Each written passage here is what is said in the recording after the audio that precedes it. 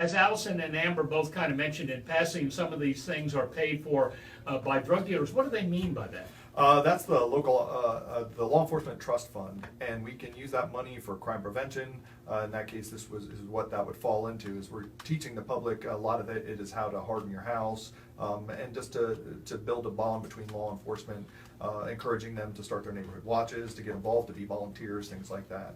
So we can buy refreshments, food, things like that.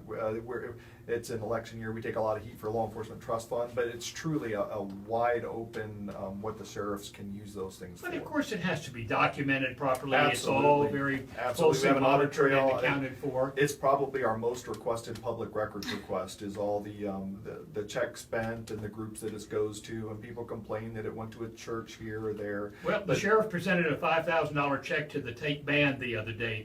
That didn't come out of my tax dollars, did it? It did not. No, absolutely not. And the thing is that we advertise in like the Tate Band programs and things like that, saying don't use drugs, volunteer to be an explorer, all those things. We use those for advertising. The law is so vague and up to the discretion of sheriffs, and we could use it. The sheriff could literally take out $1 million commercial on WCOA. Don't get your hopes up, but he could spend $1 billion. I do spend a little time selling time, so Yeah, he could literally pay $1 million for this show right now, right. And we could just at the end of it say, "Oh, hey everybody, don't use drugs," and cut the check. It would be an unwise use of money, but certainly within the scope of the things. So we sponsor, and this sheriff's idea is, and I subscribe wholeheartedly, is that this drug money has ruined our community, so we need to use it to build the community back. Guns and helicopters and everything else, but this is kind of forward thinking